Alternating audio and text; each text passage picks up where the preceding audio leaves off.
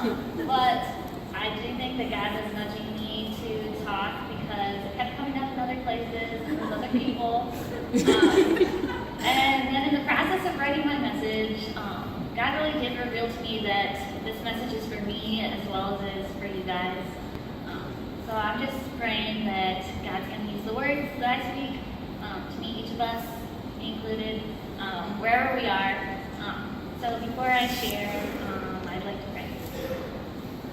Dear Jesus, thank you for tonight. Thank you for everyone who's here.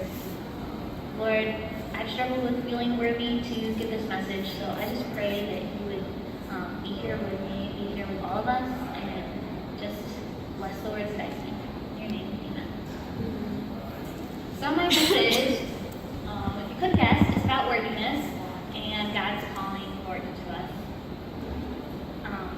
Okay. Well, I personally have struggled for a long time with seeing myself as someone who's worthless. I've struggled with seeing all my failures and where I fall short and not seeing anything that is good enough. I don't know exactly when this mentality started, but as I was growing up, it just kept getting worse. And it was kind of like this darkness feeding off itself and just became harder and harder for me to see through. I'm a middle child. Are there any other middle children out there? Oh, 3 of you. Cool. Well, I know this is generalization, but, and probably not true in every case, but for me, I was a classic case of the middle child who got overlooked. I had 4 siblings, and they cast some pretty impressive shadows. My older sister is very smart. She went to Stanford. Case in point. I mean, I love school. I'm studying to be a teacher, but it's never been something that came easily to me. Then there's my brother. He's always been really good at sports and super friendly, so he always made friends easily. I duck when any sort of object comes remotely in my direction. And growing up, I could count my friends on one hand. Then there's another of my sisters who is an amazing dancer. She's always been involved in dance, and she competed in national ballroom dance competitions. I'm not the most graceful person. I try and blame my clumsiness on my glasses. I mean, come on, you can't really see the stairs coming with this frame around your eye. And then there's my youngest sister. She is incredibly artistic and clever. She makes me laugh all the time, and you should really see like her sketches and her paintings.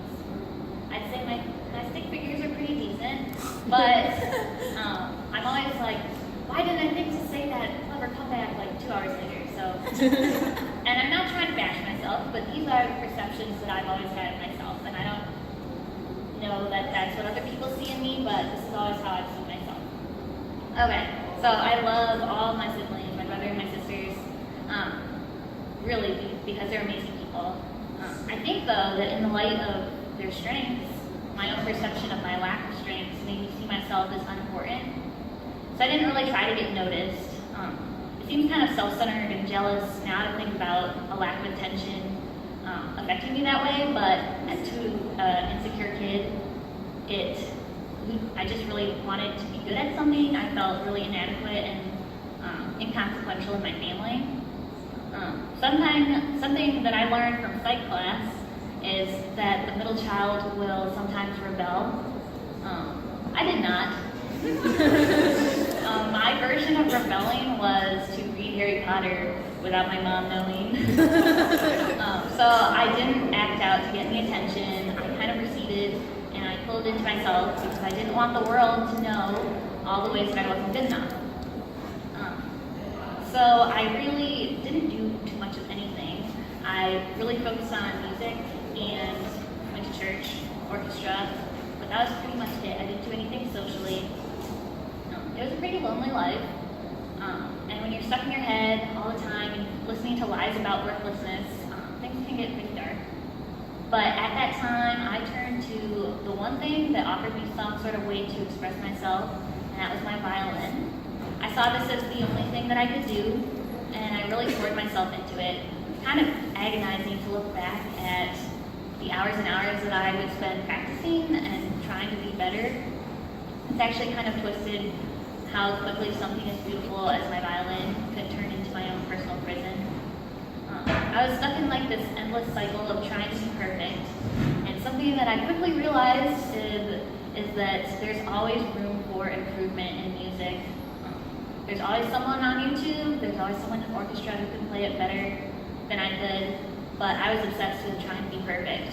Every time that I would perform and naturally wasn't perfect, I would fall a little farther into the darkness of the lie, feeling like I'm a failure, oh I suck, that sort of stuff. So this kind of view of my mediocrity spread to all areas of my life and completely warped the person that I thought I was.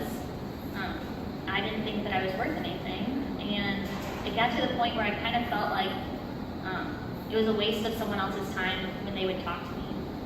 And this is the point when I came to Albion. So I was a very shy and withdrawn person. I didn't really throw myself out there. One thing I did do though was come to welcome worship, and there I met some really friendly people like Jacqueline and Grace, who graduated.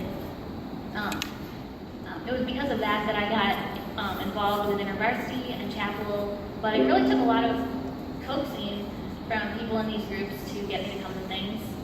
I was also a music major, and the pressure that I felt for music, for violin before, had only increased with coming to Albion.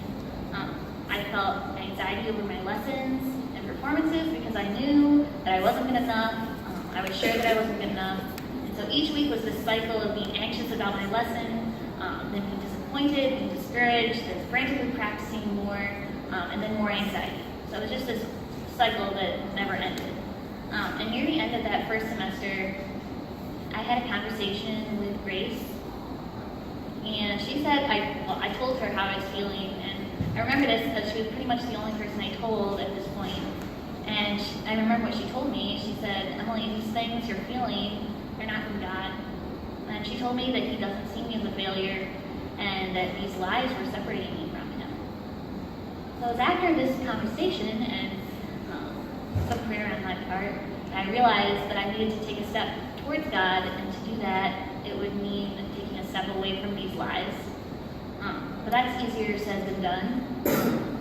Especially that lie about my worthlessness. It was so ingrained in me, I didn't know how to get away from that.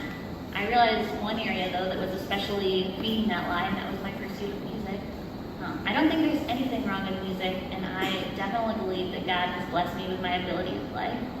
But I do know that at that time, I'd allowed my gift to be twisted into something that was pulling me away from Jesus. So I made the decision to switch majors and began studying to be an elementary school teacher. It would have been nice if that was the only thing I had to do and everything was all better, but it wasn't quite that simple. And now looking back, I can see all the ways that Jesus was pursuing me during this time, through the people He put in my life, through InterVarsity, through church. It was a slow journey, one that honestly, I know He's still walking with me on. But I grew a lot, and I really believe that God was healing the years of scars that those lies had left on me and my heart. So now I want to share a scripture from the Bible. Let's see if I can make it work. So this is 1 Corinthians 12:12-20. Just as a body, though one, has many parts, but all its many parts form one body, so it is with Christ. For we were all baptized by one Spirit so as to form one body, whether Jews or Gentiles, slave or free, and we were all given the one Spirit to drink. Even so, the body is not made up of one part, but of many. Now if the foot should say, because I am not a hand, I do not belong to the body, it would not for that reason stop being part of the body. And if the ear should say, because I am not an eye, I do not belong to the body, it would not for that reason stop being part of the body.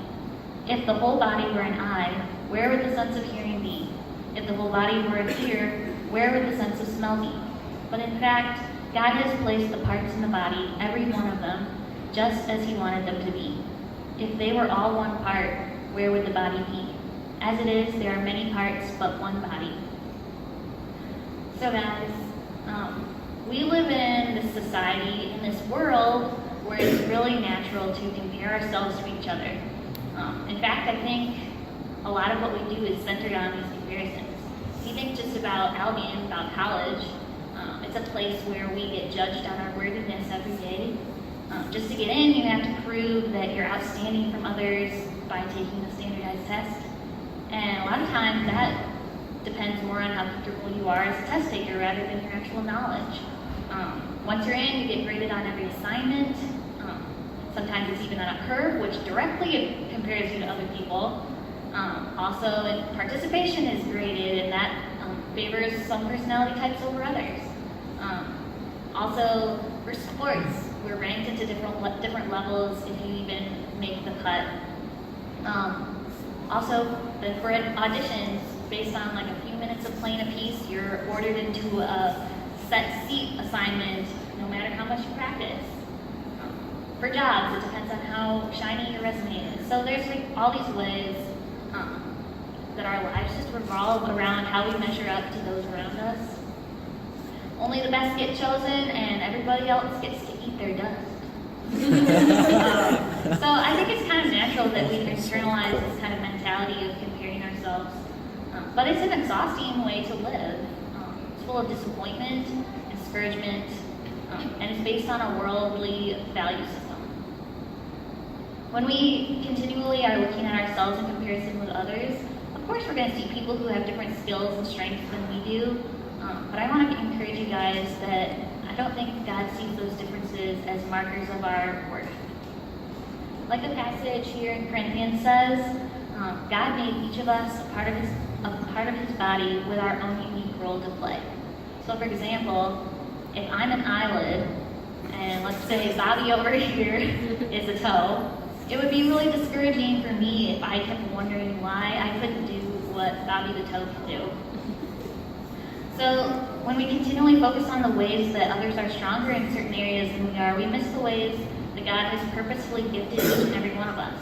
I mean, like the toe, for example, needs a strong toenail, but the eyelid doesn't. If I keep waiting for a toenail to grow, I'm going to be feeling like a failure. But same way for the toe, he doesn't need eyelashes, right? I mean, there are some hairy toes out there, but that's different. I think you get what I mean.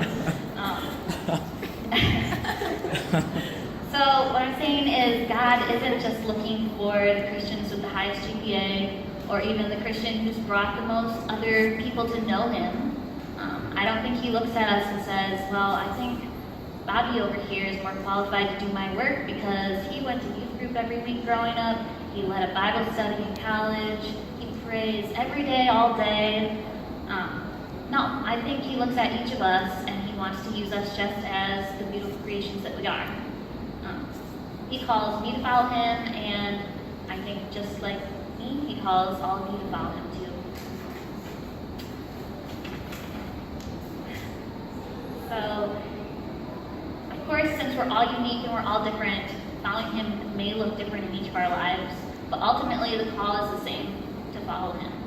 So for me, God's blessed me with a love for his little children, some patience, maybe a little, a desire to travel, and a heart to serve others.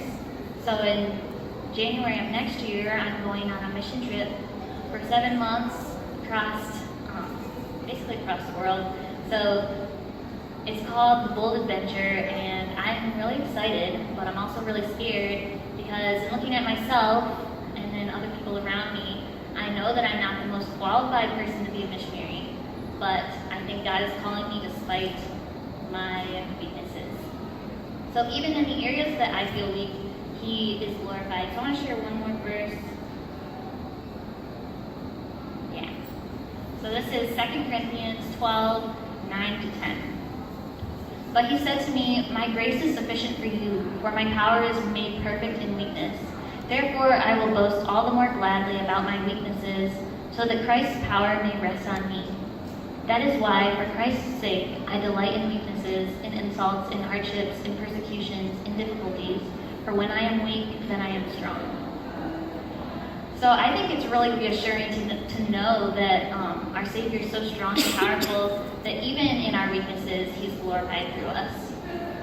I've lived basically my entire life believing that I'm not good enough for the world. So how could I possibly be good enough for the King of the universe? I can't be. I don't think any of us can be. But the good thing is, he's so incredibly merciful that he wants us, even though we are not worthy of him. So we're not worthy of him, but we're worth something to him. Even me, Emily, the one who was never outstanding, who never got noticed, I think I'm exactly who God created me to be. I'm a musician, I'm going to be a teacher, I'm half Mexican, American, sister, friend, daughter, going to be a missionary, but I think the most important thing is that I'm a child of God, and as his child, I'm called, and this isn't being called after I'm ranked and ordered next to all of the other Christians in the world, but I'm called just as I am, and so are you guys. So you might possibly be thinking, oh no, she's telling me I should go on a mission trip and spend 7 months, in foreign countries, but I'm not. I do think, though, that God has a bold adventure for each of us, but I think this bold adventure happens every single day when we choose to follow him. It's not just the 7 months that I'm going to be traveling the world. It's all the months leading up to then, and all the months after, and it's just every day. So I think that God is calling us to act boldly by sharing his gospel, by loving his people, by surrendering to him and turning from the lies of the world. So I kind of want to close with an encouragement. No matter how many times you mess up or how far short you seem to fall, I just want you to know that you're worth very much to God, just as you are. And lastly, I want to leave you with a few questions. The first one is, what lies are you letting separate you from God? And what would it look like for you to surrender those up to him? And the second one is, God's power is made perfect in our weakness. How could God be calling you to follow him just as you are?